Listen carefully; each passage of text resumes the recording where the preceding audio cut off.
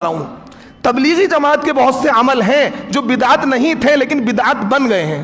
بدعت تو نہیں تھے لیکن بدعت بن گئے ہیں لازم کرنے کی وجہ سے. 3 دن لگانا جائز ہے, کوئی لگانا چاہے لگائے, کوئی نہ لگائے مرضی اس کی. لیکن اگر کوئی پوری زندگی بھی نہیں لگائے گا تو اللہ کے وہاں کوئی پکڑ نہیں ہوگی, اللہ کے وہاں کوئی پکڑ نہیں ہوگی. پوری زندگی کبھی جماعت میں نہیں گیا, کوئی پکڑ نہیں ہوگی. اب یہ کیا کہتے ہیں بھائی نہیں 3 دن تو لگانے ہی پڑیں گے. 3 دن جب تک وقت نہیں لگے گا تو دین سمجھ میں نہیں آئے گا. بھائی میرا تو وقت نہیں لگا, شاید اسی وجہ سے مجھے دین سمجھ میں نہیں آیا, اسی وجہ سے مجھے دین سمجھ میں نہیں آیا. تو 3 دن کو لازم کر لیا ہے. گھر میں کچھ بھی ہو جائے, فاقہ ہو, 3 دن لگانے ترتیب آ گئی بھائی مہینے کی. سال میں چلا لگانے ہی لگانا ہے, چاہے کچھ بھی ہو جائے. بیوی بیمار ہے, بیوی حمل سے ہے, پریگننسی میں ہے, کچھ بھی ہو. یہ میں ہوائی باتیں نہیں کر رہا ہوں, یہ پریکٹیکلی باتیں کر رہا ہوں جو موجود ہیں. بھلے اس کا انکار کریں, 3 دن کا لزوم ہے کہ نہیں جی 3 دن لگانے ہیں, تو یہ کیا یہی بدعت ہے.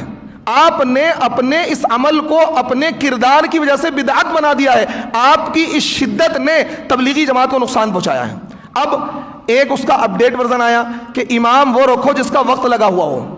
یہ کہا ہے باقاعدہ اوپر سے بڑوں سے, جو دہی بڑے ہیں نا وہ, ان سے باتیں چلتی ہیں بڑے جو ہیں کہ بھئی جس کا وقت نہ لگا ہو اس سے مسئلہ نہ پوچھو, جس کا سال نہ لگا ہوا وہ حیات الصحابہ کی تعلیم نہیں کرے گا, اور جس کا وقت نہ لگا اس سے مسئلہ مت معلوم کرو, اور جس کا وقت نہ لگا اس کو امام نہ رکھو. یہ باقاعدہ کیا ہے, جہاں تبلیغی جماعت کا جن مسئلوں میں ہولڈ ہوتا ہے وہ یہی کام کرتے ہیں. میرے ساتھ خود ہوا.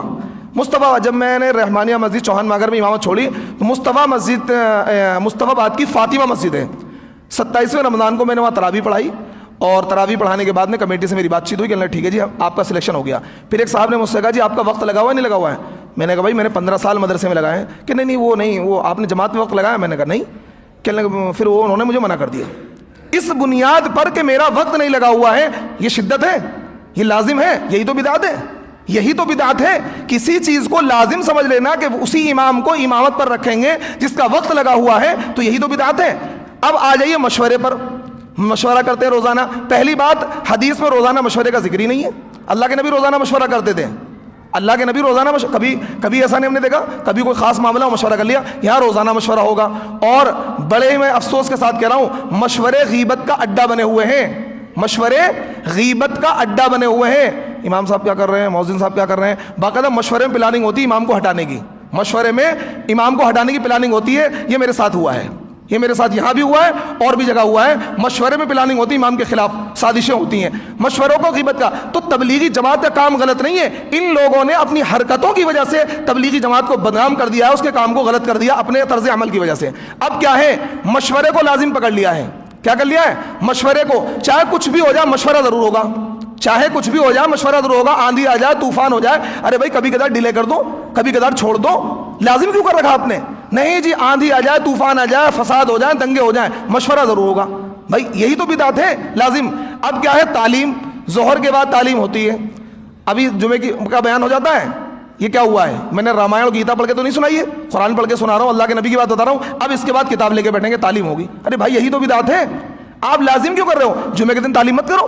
جب امام نے خطبہ دے دیا اور دین کی بات بتا دی اور تعلیم کر دی, تو اب مزید کیا ہے, اس کتاب کو پڑھنے کی کیا ضرورت ہے؟ چاہے 2 آدمی بیٹھیں گے ضرورت کتاب لے کے کہ بھائی تعلیم ہوگی. یہی تو بدعت ہے. میری بات کو سمجھیے, اس کو آپ دوسرے اینگل سے مت سوچنا کہ بھائی جماعت کی مخالفت کر رہے ہیں. میں کہہ رہا ہوں بھائی اس عمل, میں نہیں کہہ رہا آپ جماعت کا کام نہ کرو, جماعت کا کام کرو, لیکن اس طرز عمل کو سدھارو, اس طرز عمل کو سدھارو. کوئی لگا رہا وقت, اچھی بات ہے. کوئی وقت نہیں لگا رہا, اچھی بات ہے. مشورہ کبھی ہو گیا, کبھی ٹال دیا, کوئی مسئلہ نہیں ہے. اب کیا ہے, اتوار کا جوڑ ہے, ہونا ہی ہونا ہے. آندھی آ جائے, طوفان آ جائے, جوڑ ضرور ہوگا. جوڑ کیا ایک دن بھی ڈیلے نہیں ہو سکتا, چاہے کتنا ہی بڑا مسئلہ ہو. ابھی مولانا کلیم صدیقی صاحب کی گرفتاری ہوئی تھی, تو اس دن کیا تھا, آل انڈیا امامز کونسل نے احتجاج کیا. تو میں نے کہا بھائی چلو, میں نے یہاں عصر کے بعد, اتوار کا دن تھا, میں نے کہا بھائی احتجاج میں شریک ہوں گے. تو بھائی جماعت والے سارے بیٹھ گئے کہ آج ہمارا اس کا دن ہے. حالانکہ پھر میرے غصہ کرنے پر 2-3 شریک بھی ہوئے. تو بھائی ایک دن چھوڑ دو, کیا دقت ہے؟ یہی تو بدعت ہے کہ آپ نے لازم پکڑ لیا. کتنا ہی اہم مسئلہ ہو آپ چھوڑ نہیں سکتے. بھائی میں قرآن کی تفسیر کرتا ہوں, کبھی کرتا ہوں, کبھی نہیں کرتا ہوں. میں لازم نہیں کر رکھا میں نے. اگر کوئی بندہ ہر لازم پکڑ, میں کروں نہیں جی کچھ بھی ہو جائے قرآن کی تفسیر ڈیلی کرنی ہے, ایک دن بھی ناغہ نہیں کرنا ہے, پھر یہ عمل بدعت بن جائے گا. یہ عمل کیا بن جائے گا؟ بدعت بن جائے گا. جیسے جمعے کا روزہ ہے, علامہ ابن عابدین شامی رحمۃ اللہ علیہ نے جمعے کے روزے کا بدعت ہونے کا فتویٰ دیا. 100 سال پہلے. کیوں؟ اس دور میں لوگوں نے جمعے کے روزے کو لازم کر لیا تھا کہ کچھ بھی ہو جائے جمعے کا روزہ رکھنا ہے. انہوں نے کہا جمعے کا روزہ، جبکہ حدیث سے ثابت ہے، انہوں نے کہا بدعت ہے. کیوں؟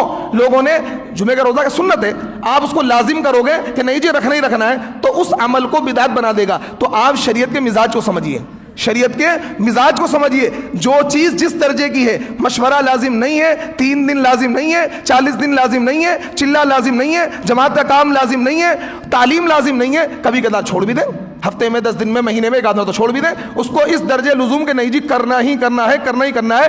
آپ کے اس عمل نے تبلیغی جماعت کے کام کو نقصان پہنچایا ہے. بھلے ہی آپ کچھ بھی سمجھتے ہیں کہ آپ فائدہ پہنچا رہے ہیں، آپ اس عمل کو بدعت بنا رہے ہیں. آپ کی شدت نے، اس جہالت نے اس کام کو نقصان پہنچایا. تو سعودی گورنمنٹ نے کہا ہے کہ یہ جو ہے یہ بدعت کا دروازہ یہ لوگ کھول رہے ہیں. اور یہ بات میں کہہ رہا ہوں یقیناً انہوں نے اس عمل کو بدعت بنا دیا ہے اپنے لازم کرنے کی وجہ سے. آج یہ لازم کرنا چھوڑ دیں، بدعت نہیں ہوگا. ایک بات. دوسری بات، سعودی گورنمنٹ نے یہ بات کہی کہ تبلیغی جماعت کے لوگ جھوٹے قصے بیان کرتے ہیں. کیا کرتے ہیں؟ جھوٹے قصے بیان کرتے ہیں، جھوٹی کارگزاری. ایک صاحب جماعت میں گئے، ان کے پتھری تھی، فرشتے آئے، آپریشن کر دیا، پتھری ٹھیک ہو گئی. ایک وہاں تھا اتنا سا کیا ہے، ایک دیگ تھی 500 لوگ کھانے والے تھے، اس میں یوں ڈال دیا، کیا اتنا سارا کھانا ہو گیا، سب کو کافی ہو گیا. طرح طرح کے من گھڑت واقعات. مولانا صاحب بچے تھے اور کیا ہے، ہیلی کاپٹر جا رہا تھا، انہوں نے انگلی دکھائی، ہیلی کاپٹر رک گیا. اور ایک کیا ہے، ایک واقعہ اور سناتے ہیں جو میں نے اپنے کانوں سنا ہے کہ ایک مرتبہ کیا ہے، گاڑی سے ایکسیڈنٹ ہو گیا، ایک بندہ مر گیا، پیچھے سے مولانا صاحب کی گاڑی گزر رہی تھی، پولیس والوں نے پکڑ لیا. پکڑنے کے بعد میں مولانا کو گرفتار کر لیا. مولانا نے کہا مردے سے پوچھ لو، مردہ خود ہی بتا دے گا. مردہ زندہ ہو گیا، اس نے کہا کہ میرا ایکسیڈنٹ اس گاڑی سے نہیں ہوا ہے. تو یہ من غلط قصے، جھوٹے قصے بیان کر رہے ہیں. تو یہ بات صحیح کہی سعودی گورنمنٹ نے، جھوٹے قصے بیان کرتے ہیں. میرے ساتھ ایک واقعہ پیش آیا، میں وہ ممبر پہ بیٹھا ہوں، جھوٹ نہیں بولوں گا. جاپان ایک جماعت گئی، حاجی شمس الزماں، نام بھی بتا دے رہا ہوں، حاجی شمس الزماں ہیں اور اس وقت مولانا سعد کے رائٹ ہینڈ ہیں. وہ بڑے دلی کے بڑے ذمہ داروں میں سے ہیں. چوہان مانگر رحمانیہ مسجد گلی نمبر 3 میں بھی جڑتے ہیں اور روزانہ نماز بھی پڑھتے ہیں، آپ جا کے مل بھی سکتے ہیں. تو عصر کے وہ اپنا فجر میں تفسیر کرتا تھا، مجھے روک لیا انہوں نے کہا مفتی صاحب ایک کارگزاری سنیے، بڑی عجیب کارگزاری. میں نے کیا؟ کہنے لگے کہ جی میں جاپان جماعت میں گیا تھا، پاکستان کے کچھ ساتھی ملے تو انہوں نے ایک واقعہ سنایا. میں نے کیا سنایا؟ کہنے لگے کہ جی ایسے ایسے افریقہ میں جماعت گئی اور وہاں پہ ہیں، وہاں افریقہ میں بڑے خطرناک جنگل ہوتے ہیں، بڑے مطلب درندے اور ازدہے اور سانپ ہوتے ہیں. تو جماعت والوں کو ازدہے مل گئے. جماعت والوں نے پر ہاتھ پھیرا کہ بھائی ہم کیا ہے، دین کا کام کرنا ہے، یہاں سے بھاگ جاؤ. سارے کیا ہے، سانپ اور درندے سب بھاگ گئے. یہ واقعہ ہے حدیث میں، لیکن یہ واقعہ ان لوگوں کا نہیں ہے. یہ ایک صحابی ہیں عقبہ ابن نافع، حضرت امیر معاویہ کی فوج کے سپہ سالار. انہوں نے پورا لشکر روانہ کیا تھا افریقہ کو فتح کرنے کے لیے. تو افریقہ کے جنگل میں عقبہ ابن نافع کا جب لشکر پہنچا ہے، انہوں نے افریقہ کے جنگل میں خیمے نصب کیے. تو وہاں کے لوکل لوگوں نے کہا کہ جنگل میں مت ٹھہرنا، بہت ہی خطرناک جنگل ہے، شیر، شیرنیاں، درندے اور چیتے اور ازدہے ہیں، تمہیں کھا جائیں گے.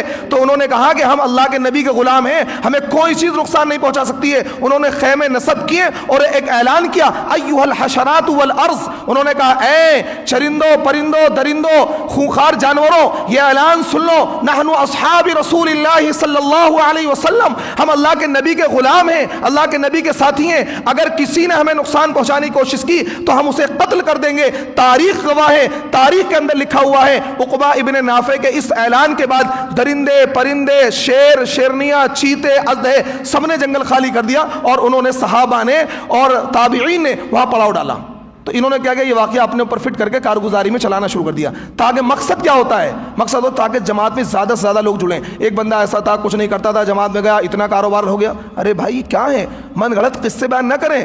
ہمارا دین بڑا پاک صاف دین ہے، یہودیوں کی طرح، عیسائیوں کی طرح من گھڑت قصوں پر نہیں چلتا ہے. اللہ کے نبی صلی اللہ علیہ وسلم نے ارشاد فرمایا، لن تضلوا بعدی ان تمسکتم بہما القرآن و سنت رسول، کہ تم میرے بعد ہرگز گمراہ نہیں ہوگے جب تک کہ قرآن کے، سنت کے اور حدیث کے دامن کو مضبوطی سے پکڑے رہو گے. تو حدیث اور قرآن کو مضبوطی سے پکڑے رہو، گمراہ نہیں ہوگے. تو اس لیے ضرورت اس بات کی ہے کہ تبلیغی جماعت اپنی اصلاح کرے، اپنی ان حرکتوں سے باز آئے، جھوٹے قصے نہ بیان کرے، 3 دن کو 40 دن کو لازم نہ کرے. اگر کوئی جماعت کا کام کر رہا ہے تو نور علی نور ہے، اگر کوئی نہیں کر رہا ہے تو اس کو شدت اختیار نہیں کرنی چاہیے کہ نہیں جی تم جماعت کا کام نہیں کر رہے ہو، کچھ بھی کر لو، کیا مغفرت نہیں ہونے کی، بخشش نہیں ہونے کی. ایک صاحب نے مجھ سے کہا، کہنے لگے امام صاحب آپ بہت اچھے آدمی، یہاں نہیں جعفر آباد میں، کہ اگر آپ کا وقت لگا ہوتا تو دین کی سمجھ آپ کے اندر آ جاتی.